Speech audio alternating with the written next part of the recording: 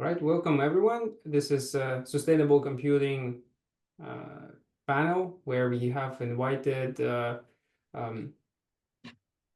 Alex formerly from NSF, now from Syracuse University, and Chiwei from IMDA Singapore, who are deeply involved in sustainable IT, research industry, academia, policymaker, communication. So we are very curious to know more about this field. My name is Dimitri. I'm an assistant professor at NTU Singapore. So I'm from an academic perspective, and my partner in this interview is Ying Li. Maybe you can also. Yeah, thank you for coordinating this. So I'm currently a PhD student at Cornell, and it's a great honor to have two very distinguished guests and also thought leaders in this field. So maybe we can give it away for Chiwei and Alex to introduce themselves briefly before we start the question list. So Chiwei, maybe you can briefly talk about your background and your story with sustainability. Yeah, hi everyone. Thanks for inviting me to this interesting discussion. So my name is Chiwei. So I'm from the Infocom Media Development Authority of Singapore. I lead the Emerging Tech Office, which essentially look at some of the emerging technology that will be useful for Singapore. We look into how that could create greater economic value, as well as how we could use that to aid our digital economy. So obviously, sustainable computing is an important topic for us, just because Singapore is limited in resource. I'm happy to contribute and share our expertise as well as experience. Thank you. Great, thank you. How about Alex? Would you Thanks. like to introduce? Certainly, thank you. I've been working in the area of sustainable computing for a little bit more than a decade. It's an area that I got into due to work that was funded by the National Science Foundation in developing smart building technology. And it was an area that when I started to sort of transition from low power, low energy computing into sustainable computing, I found that there were some really interesting trends that were not necessarily widely known in the community. And eventually decided to spend some time at the National Science Foundation to bring some new ideas about building programs in this area, which I'm pleased to say I was able to do, and now have returned to the academic track and continuing to work in this area. So thanks for inviting me for the conversation. I'm pleased to speak about this. That's awesome to hear about you two's story about around sustainability. And I think we are going to get started with some questions around the line of sustainable computing and also policy and regulation. So Dimitri, would you like to go ahead with some of those? Mm-hmm. So actually the first warm-up question is, how do you define sustainable computing? And what are the key players and stakeholders there? So I'm happy to jump in. I think the biggest difficulty with sustainable computing is to differentiate it from low power, low energy computing. It's often the case that these are aligned concerns, but sustainability sort of goes farther than just the energy concept. So we're concerned about greenhouse gas emissions, which may or may not be aligned with lower energy. We're in part because of the manufacturing and recycling aspect of computing. It's also aligned with sort of resource preservation. And then there are also aspects of societal and economic aspects that go beyond just the environmental concerns for computing. And so putting all of these pieces together creates a much richer design space or consideration space when we look at computing, in all of these different lights. And so I think just sort of treating it as a synonym for low power, low energy computing is doing it a disservice in the sense of the rich environment in which we need to be thoughtful about computing as as our Earth changes and as our society changes. So So sorry, can I just jump in? I'd just like to give a bit more texture to what Alex has just shared. My perspective would be, I would say, I like to look at it from the full life cycle perspective, that it would encompasses computing practice from designing, manufacturing, using and disposing of computing technology in a way that minimizes the environmental impact as well as maximizing the resource efficiency.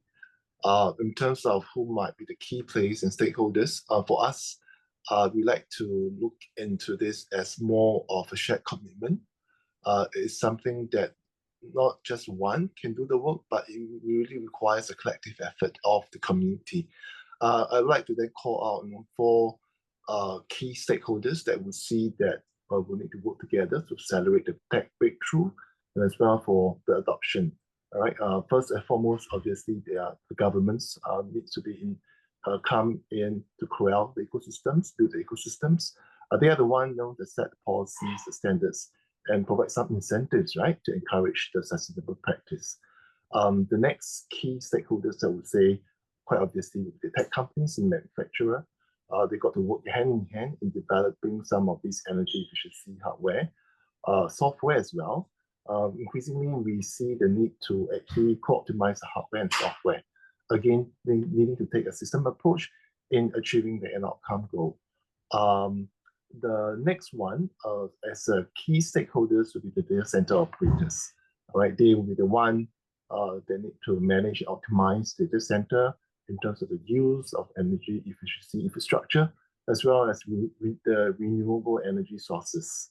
Last but not least, definitely we need to call out the very important player, which are the research institutions in universities. Of course, they're the one that's conducting this green sustainability innovations in creating energy efficient technologies.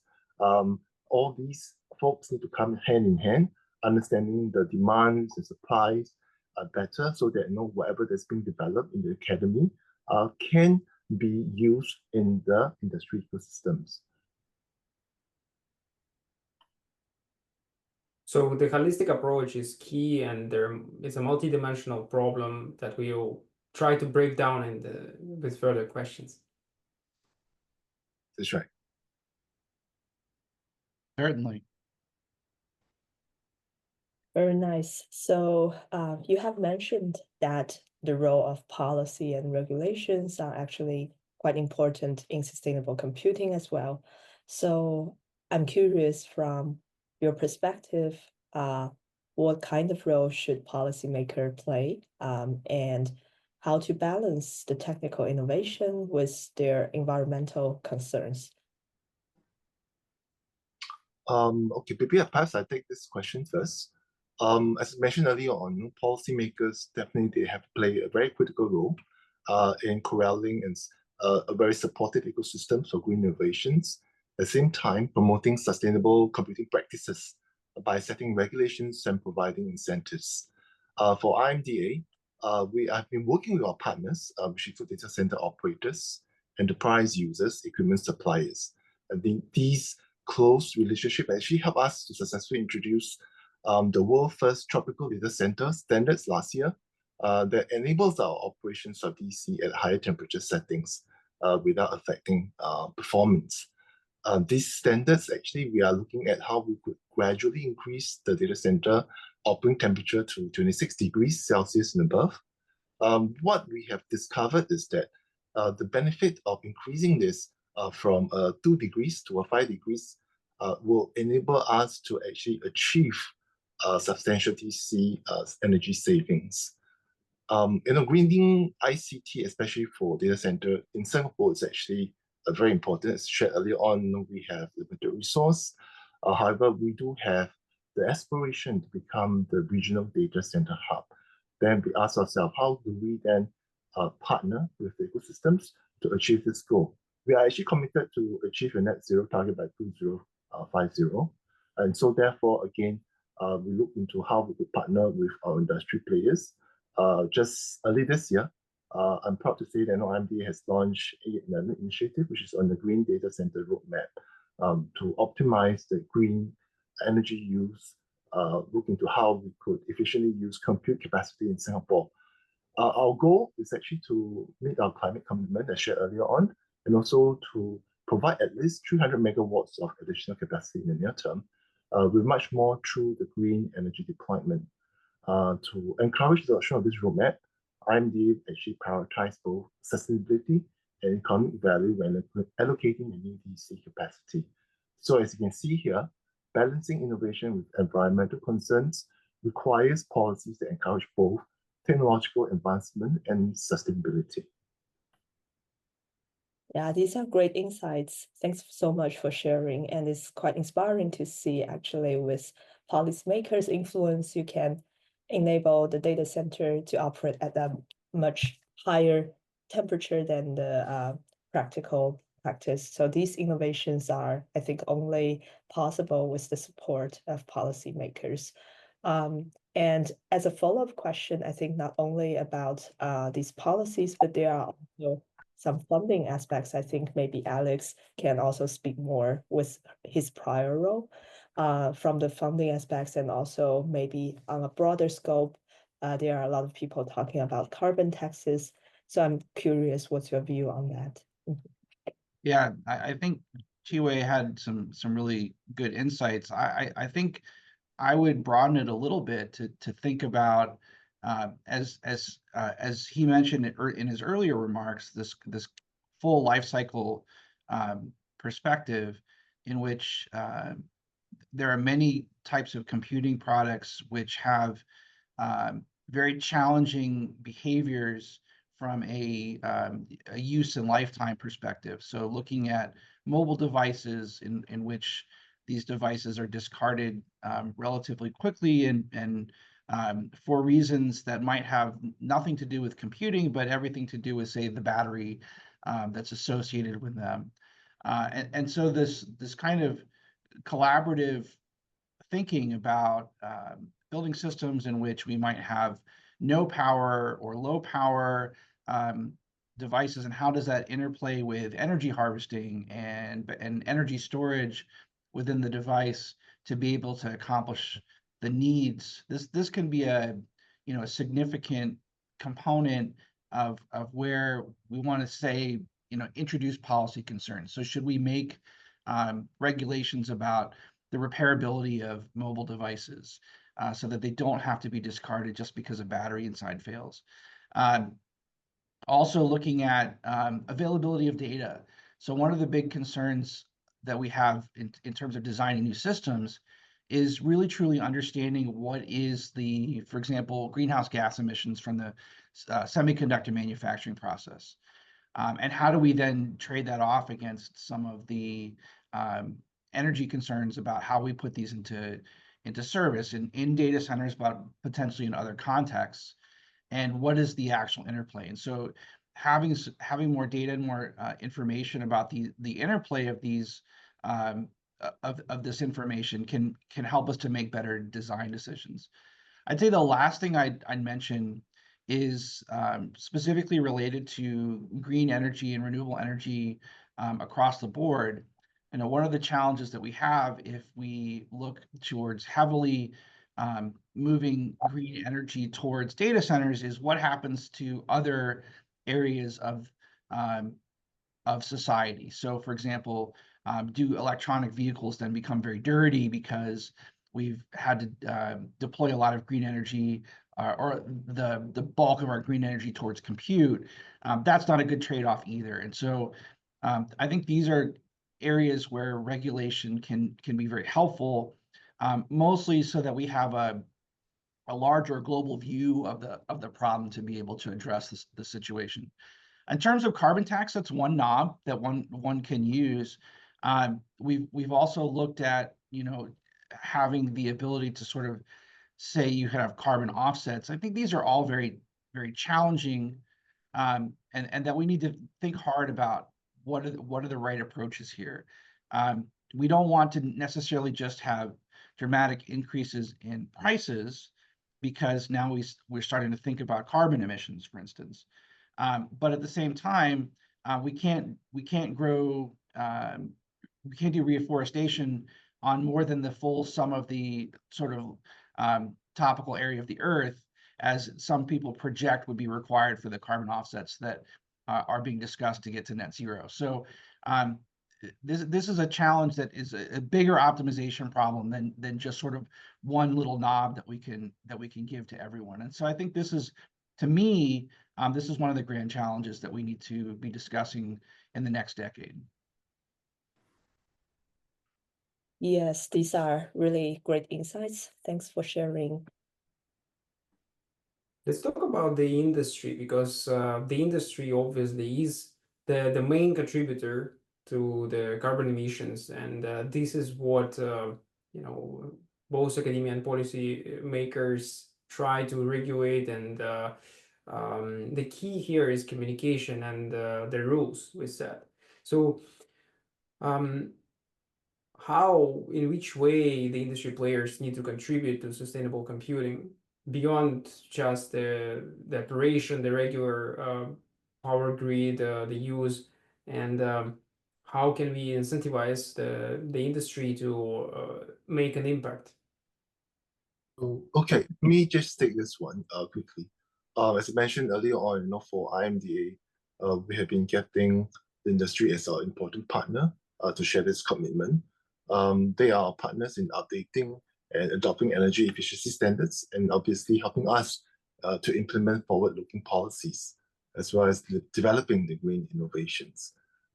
Specific to the one that I mentioned about the tropical data center standards, as well as the green data centers roadmap, they are as a result of our many years of close collaborations with the industry. This roadmap is a living document. We will continue to engage industry as our partners in pioneering this journey to achieve the sustainable growth and bring the ecosystem together to push the boundaries. Achieving this will require, obviously, the DC operators, for example, to work with enterprise users to enhance some of the energy efficiency of hardware and software deployed. At the same time, with energy suppliers, right, that can help us scale up the use of green energy. This is not easy for Singapore, as we don't have natural sources of energy, but we will provide support to DC operators to adopt updated standards, as well as the use of green energy. Enterprise end users can also upgrade to more energy efficient IT equipment, right, with the help of schemes such as the one that we offer through Enterprise Singapore that's called the Energy Efficiency Grant. At this juncture, I think broadly, I would suggest 3 areas of priority of work that I would like to recommend that we could work with industry better. And first and foremost, we find that it's important for us to build the ecosystems with them to nurture and grow the new technologies. Next is about getting them be our partner to use the technology sustainably. And last but not least, they are our partner to develop good governance to guide the use of the development of the tech.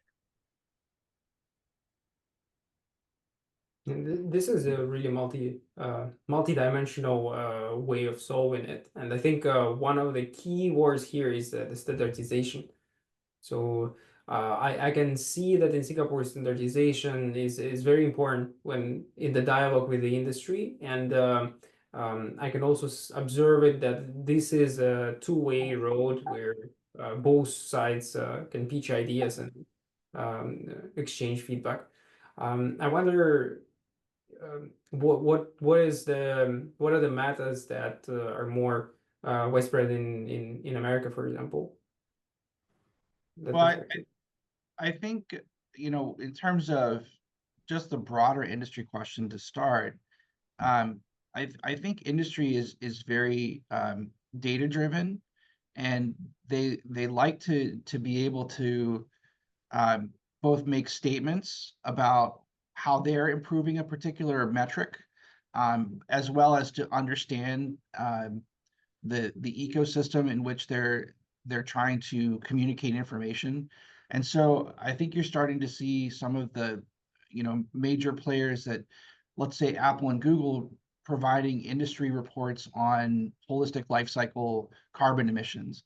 This is starting to trickle into server providers, and this information is now being is something that can be used then to make design decisions. I think the challenge has been that there's a lot of protected information that industry wants to keep private for their competitive balance, but that this information is really important in terms of exposing some of the challenges related to sustainability in terms of the environmental piece. The fact that carbon emissions don't necessarily map to dollar costs for building chips, for building servers, for building mobile devices. So I think, in terms of some of the barriers there, is how do we communicate the information that can be useful to make innovations in a way that's responsible and both keeps industry's competitive advantage in place, while also giving enough flexibility to look at new directions. I think industry tends to be a little bit more incremental in the sense of adopting once they see a lot of evidence of a particular trend, whereas places like government and more in academia can look at disruptive solutions, and that kind of balance and sort of working together is really an important part of meeting the challenge and finding ways to talk across the academic and industry boundary. Can really make a big difference. And so that is one of the challenges and one of the barriers, but one that I think is starting to now, at least from what I see in some of the conversations with like the Open Compute project, starting to happen in a very useful way. And this is really interesting. So standardization and the metrics are really important. So let us zoom into the metrics specifically. Yeah, so as we've talked about, this energy efficiency / carbon efficiency is not the same kind of metric. And I think there is also a question of what kind of data can we realistic get from the supply chain and manufacturing process of IT. So with all these backgrounds, what metrics do you think is measurable, practical, and also may have the real incentive to help impact the sustainable computing landscapes beyond simply just adhering to the traditional metrics? And how can we ensure that when we come up with these metrics, they can capture meaningful progresses? So maybe I could jump in a little bit and provide an example. So I think one of the interesting trends that we've seen in the last 10 years is this trend of dark silicon. Dark silicon kind of evolved from this notion of we have thermal concerns with deep scaling, and we need to find ways to keep part of our chips dark while other parts operate so that we're not exceeding temperature concerns. This has kind of evolved into, in the accelerator world, to say, let's add many, many accelerators for different kind of situations and try to use this as a way to really, really push the energy efficiency concern. So the fallout from that is if you start to see more of a balance between carbon from manufacturing semiconductors and the carbon from the energy usage during the operation phase, that if you continue to increase the size of the semiconductors in your systems, you have an imbalance. And so dark silicon kind of promotes this notion that the silicon chip area part is not a significant concern from the energy side, but it then becomes a significant concern from, for example, carbon emissions or other sustainability concerns like resource utilization. And so this trend could have been changed if we had more information about what are the carbon aspects of the whole life cycle of the design process. And as a result, now some of the promoted ideas around, for example, data centers is how can we keep memory systems in place for longer periods of time? They tend not to wear out. They tend not to scale performance-wise as quickly as processing, yet they have a significant amount of silicon real estate. And so that could be one example of a different way of thinking, because of thinking not just about energy efficiency, but about the holistic carbon emissions. And so in terms of metrics, it becomes a trade-off between things like cost, things like energy usage, but also the total holistic carbon greenhouse gas emissions that come from the computing process. And these are very different concerns, from a data center to a mobile device, to embedded technologies in other kinds of electronics, that all kind of, and even in things like automobiles, that all need to be kind of thought about in different ways, and from this holistic sustainability perspective. Yeah, I'd just like to add on to what Alex mentioned. I think in general for us, especially when we run the research projects with our researchers, we typically would like to use this metric called what we call the IT energy efficiency improvement. Essentially, we are looking at how IT performance in terms of energy efficiency improvement over the previous established baseline or methods. We look at computational work done per energy consumed, for example, the flops per watt, or even the type of instructions called per watt. But these are essentially some of the more technical, I would say, energy efficiency metrics.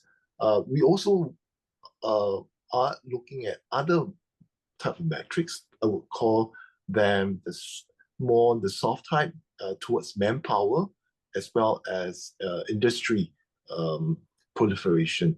For manpower, we typically like to look at, for example, the number of R&D jobs that's created as a result of this R&D. We also are very not concerned in terms of the number of PhD or the master students trained through the programs as well. Essentially, we want to make sure that there's sufficient talent pipeline that is being generated to support our efforts. I also talked about earlier on the need to have metrics that measures the number of technologies deployed, including some of the licensing arrangement that the university have with the companies. So essentially, these are what we like to call the leading indicators to help us better gauge where we are, and as that, when combined with the technical metrics that provide us a more, I would say, holistic and comprehensive type of matrices in terms of where we are in terms of our sustainability efforts. I really like the idea of having metrics both for what are we improving, and also the metrics of for the definition of the pace and the strategy of like the R&D pool and so on. This is really key, and I think the research we target is also extremely important, and the contribution from the academic side specifically. So my next question is, what are the key areas where researchers can significantly impact sustainable computing? What should we focus on? And how we can align these research priorities with policy goals? So Okay. maybe Alex, please go ahead. Okay, thanks, Chiwei. So I think, and we'll talk about this a little bit more with the next question as well, but I think we've had a long history of looking at the energy efficiency challenge, and we've had some really impactful research over the last decade to increase the amount of computing that that can be accomplished with similar energy kind of targets. And that's been a huge success. The question then becomes, how do we expand the metrics and the improvements to go beyond just consuming less energy? And so this, I think Chiwei will probably talk about this to some degree. This includes things like renewable integration in data centers, and how we can balance the computing demand versus the available renewable energy load. But then it goes beyond that to some degree to say, what can we do also to be responsible about keeping computing in service for longer periods of time? As we kind of get towards the end of scaling, and we start to get towards those final technology nodes that we're really going to try and push out, the architecture, the system design, things like 2.5D integration, chiplet technologies, and new approaches to building systems are going to become the dominant forms of innovation. And so how do we then incorporate into those forms of innovation some of these sustainability metrics in a way that we can achieve the same kind of sustainability improvements that we did, energy improvements in the last 10 years? I think those are the kinds of questions we need to answer. Also, we need to think about design for reusability. We need to think about design for recyclability. We need to be thinking about more sustainable ways to do manufacturing, ways that can be both responsible to the ecosystem as well as responsible to things like greenhouse gas emissions. And we need to also be thinking about how to do things like co-locate energy sources where energy needs are. And so, for instance, when we build semiconductors are a very regular source of energy usage, which can be matched to things like nuclear energy generation, which is also a very regular but considered renewable source of energy usage. That can make a big improvement in the short term in terms of reducing carbon emissions. And so, all of these things kind of come together, and we need to be developing a new vocabulary that includes life cycle science with computer science, with electrical engineering, together to meet these resource challenges. And that interdisciplinary nature is what makes this so challenging. Yeah. So I'd like to perhaps give more texture in terms of Singapore efforts in this journey of green sustainability. Perhaps before that, I'd like to maybe provide, two key observations first. First, we see that actually globally, most of the ICT sustainability initiatives with investment are typically focusing on the hardware-based tracks. For Singapore, we find that in terms of the power usage effectiveness for green data center, we could perhaps be able to realistically reach up to maybe 1.12 at most. And any further improvement of the hardware, we see that it only leads to incremental efficiency gain. Then the second observation is that when we look at the DC and we try to so-called disaggregate it, we find that actually for the cooling and electrical systems, they typically consume around 25% of total energy, while the remaining 75% is actually accounted by the IT workloads in the DC. So we ask ourselves these critical questions: where should we put our money, all right, into the research? And we concluded by saying that, hey, we should actually see how we can make the IT workload more efficient, more energy efficient, right? So therefore, this is, to us, the next frontier of energy efficiency. So again, we engage the industry as well as the government organization to better understand their demands and what are the challenges that they face, all right? Actually, we realize that actually what they face is actually multifaceted, and we then classify or categorize, all right, the problem that they face into three key archetypes. First, we see the problem of them always looking for ways to reduce data movement. Data is ubiquitous in the data center. There is no locality information about the data. And this is especially made worse with the rise of data-intensive application.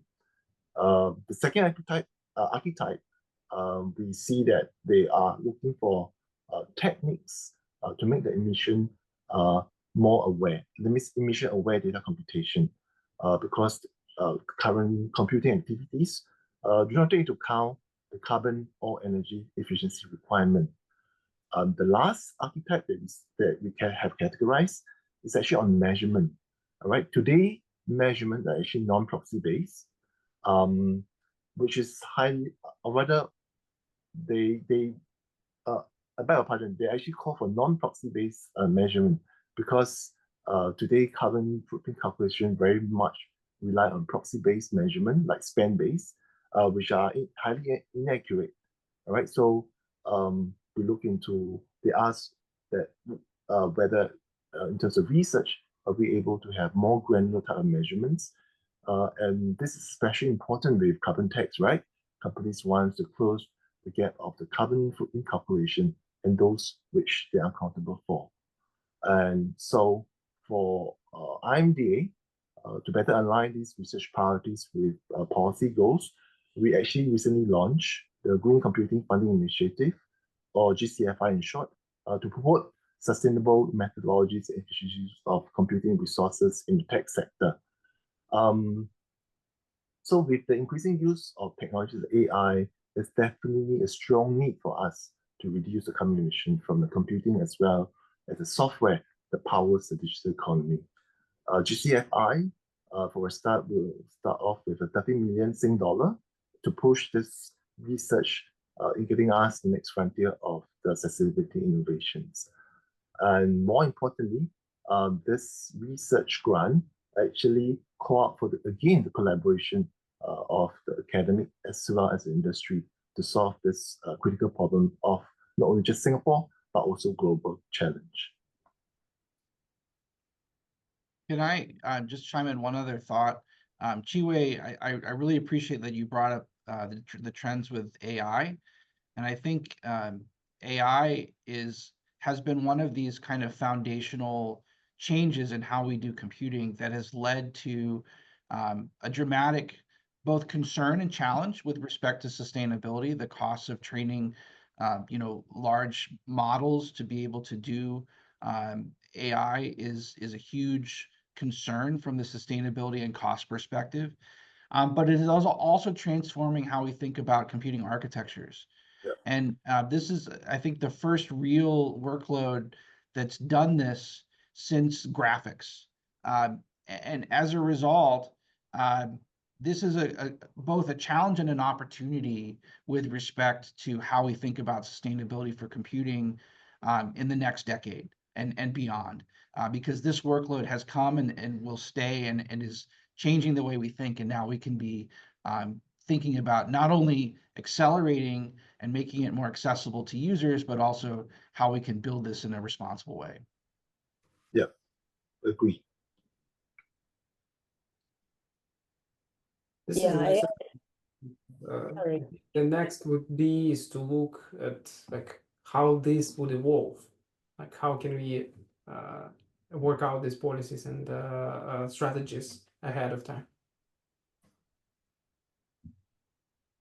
So I think, kind of starting from the AI conversation, the kind of computing that is accessible to us has grown with every generation, starting with kind of the personal computer to laptop computers to mobile devices, all of which are enabled by translating more and more sort of computing into your palm, but then having a back end of incredible power that can be called upon when needed to do incredible things and provide very, very fast access to huge amounts of computation. I think this is sort of an unprecedented technology advance that in terms of human society. And so as we think about continuing this trend, there's many sort of ways that we need to be thinking broadly about this. So for instance, a similar, but maybe not quite as dramatic, but a similar advance was the steam engine, which is the point in which we were introduced to this notion of Jevons paradox, which is if you make something so much more efficient, what ends up happening is that it gets used to the point where the efficiency gains are overcome by the additional usage of that technology, so that the aggregate impact goes up, right? And I think computing is another good example of this. And so as we think about sort of what are the next steps and how do we think about funding research, I think a huge aspect of this has to be interdisciplinary, and it has to include more than just technology advances. It has to include also studies of social science, studies of economics and economic trends, and how these pieces all play together as we see developments in different parts of the world, as we see new technologies become available, and the power that they empower to the users to use these technologies. How do we then trade this off against concepts like conservation, and as you mentioned, regulation, so that we can both increase the capability of what we can accomplish, but also be attentive to things like equity, applicability to different parts of the world, and to technology advances, all as part of that sort of stitching everything together. Yeah, absolutely. So for us in Singapore, I think, yeah, with the use of AI has tremendously increased, right? Over in the enterprises, we are looking at the DC level and how we could better do in terms of the greening efforts. So we again take a system approach and we dissect that into different layers. And we see at the bottom layer, it's actually what we say, like to call the DC hardware infrastructure layer. So over there, we will attempt to look into what might be the right mix or fit for purpose hardware, because hardware can be better served for different needs. For example, for pre-training, for inference. Yeah, so what might be the fit of purpose hardware over there? Then built on top of that, we're looking at how we could embed cloud native intelligence orchestration, right? That's able to better manage these heterogeneous infrastructure resources. Then when we move further up, now we next look into how are we able to do efficient training, right? Or fine-tuning or inference or AI model with less data and compute. I think it's very important for us to do this because we want to make sure that every nation, every individual have the accessibility rights to these models. If the model is built too big, I think that means it's only meant for the big companies, right? So for us, we also tend to look into how do we have this equitable access of this technology. So for us, it's very important for us to look into how do I train model, right, with less data. And then at the topmost layer, I think what Alex mentioned about the observability is very key because we want to make sure that we have end-to-end oversight of the entire stack, and so that we are able to pinpoint at specific granular levels in terms of where are the energy hotspots, where are the performance capabilities that we could afford to maybe make it better and more efficient. All these definitely will require precise measurement as well. We can't improve if we are not able to measure. So measurement is also another key research area that we are looking into. So with all this, we like to call this system approach in terms of greening the AI. Yeah, these are really. Sorry, go ahead. No, I was just going to add one small thought, which is for a long time, computer science has worked away from this notion of holistic systems into a separation of concerns, where the problems of different aspects of the stack have become so challenging that you had to be able to drill down and focus on just one aspect in order to make progress. I think what Chi-Wei is articulating beautifully is this notion that we're coming back to this holistic system approach, and that we can't just look at one piece in isolation versus the others. We need to now think about cross-layer design, full stack design, across system design, and into the full, even global system scale considerations as we make further progress. Because we've kind of solved a lot of these local problems, and we need to go into the regional and then the more global problems. Yes, I really appreciate this cross-stack and holistic perspective towards solving challenges in sustainable computing. And I think there is a huge story along the line of how industry, academia, and funding agencies can have the synergy altogether. So I'm actually curious because there's a lot of great programs from like NSF. I'm aware of like along the line of sustainable computing. Where do you think is the future maybe funding gaps or opportunities lies in the current landscape? Since you mentioned NSF, I suppose I'll jump in. So one of the projects I had while I was spending time at NSF was to build a program in sustainable computing that was more life cycle focused. And so we do now have some investments in that area, which have been very positive, and we've seen a lot of uptick in research projects, and those projects have percolated down into research outcomes, which are being presented at conferences, and are starting to become more aware to the industry members that attend those kinds of events and are growing into the full ecosystem of architecture, system design, et cetera. This is a kind of a place where funding agencies can lead in some sense. So they are trying to provide disruptive programs, which might provide some challenges to the community to say, have you thought about these problems that are underserved? And the outcomes of these questions can then provide some guidance as to how the community can move coming forward. At the same time, these need to be done in such a way that they're compatible with what's happening in industry and they're compatible with the needs of society. And so, all of these things need to be considered as we build funding programs and encourage research to happen in these different areas.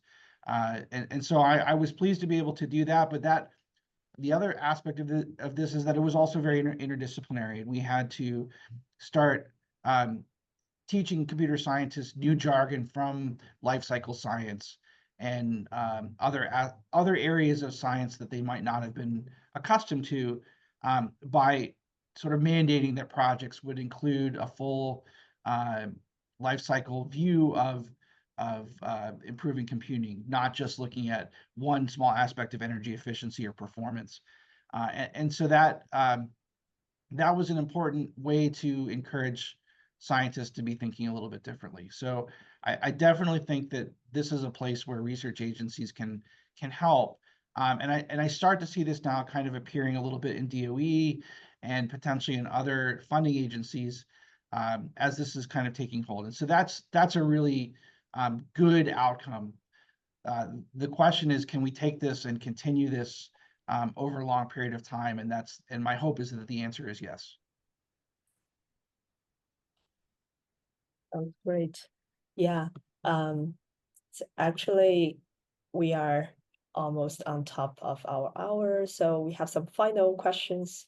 Dimitri, why don't you go ahead and ask those? This has been a really interesting discussion. I think there are a lot of insights there and a lot of thoughts that should provoke more research. But looking ahead to the next decade, what do you see as the most critical challenge? And at the same time, what is the most critical opportunity that we should seize to make sustainable computing, closer to reality at scale? Yeah, I think I can't. I mean, definitely on this one, I have to bring up AI again because right now, it's the tremendous amount of energy demand by it is really something that we need to so-called observe and also tackle. Yeah, we talk about that generative AI in particular has taken the world by storm, and if they will not stop there, right?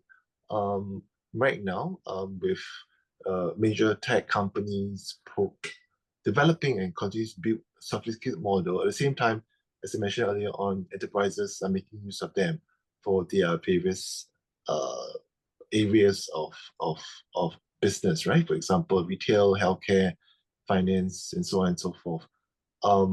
Really, this trend is not going to slow down, and definitely its impact to the environment, again, is something that we need to observe and tackle.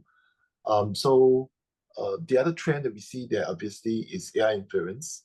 It's going to take even more and more energy than training a model. We see the future is going to be more automated. For example, the use of autonomous driving or even IoT, right? Inference will actually occur frequently, if not continuously. And I think there was this predictions by some of the researchers that talk about the LLM inference costs, which will escalate more than 50 times as it approached the popularity of Google search. So I think very important for us as a community to look into how we could make AI green. So I very much agree with Chi-Wei that AI has become sort of the gold standard for what is the next usage case that's going to grow the requirements for computing. The questions that I would ask is, are there now opportunities to use things like explainability in AI to draft new algorithms and heuristics that can learn from AI, but not necessarily need to use AI inference in order to solve challenges? Does AI become the ultimate sort of learning tool that can then guide us into more sustainable practices in terms of their final deployments? It certainly is changing the landscape of how we design computing for the next decade. Embedded GPUs, tensor processors are new innovations that are wholly in many ways in existence because of AI techniques. And so the question is, what's the right way to scale this over the next decade? There will be some challenges that we're going to build those huge large language models and potentially design new extensions of AI that go beyond LLMs to solve problems. But what is the average use case? I think this is the point that we need to be looking at. How does AI inference on a phone look in 10 years? Is it still some form of deep neural network that's trained, or have we learned heuristics that can be more efficient? How much data center load is coming from different uses of AI in other contexts? Is it all coming from mobile devices? Is it coming more from channeled problems that don't have good heuristic solutions that have been developed? I think these are the questions that we need to ask alongside of how do we build sustainable approaches to solving those questions as those develop, collaboratively. So I would say there are other interesting challenges like quantum computing and how quantum is going to get used, and how it can satisfy certain kinds of questions. Is it going to help with cryptography in the long run? Is it going to solve certain kinds of simulation problems that are currently unsolvable? And then I think there are some other things like bioinformatics and biocomputing that are also grand challenges that are going to affect this. But I agree that AI is probably the tip of the spear here, and so this will be a really interesting kind of next decade as we think about these grand challenges along with the sustainable implementations over the long term. Thank you very much for sharing your views and opinions. I think that this is a very inspiring discussion that will help many of researchers to scope their projects and submit their proposals to the calls for green computing funding and sustainable computing initiatives. So thank you very much for your time, and it's a great pleasure to have you here with us. Yeah, Thank Thank you.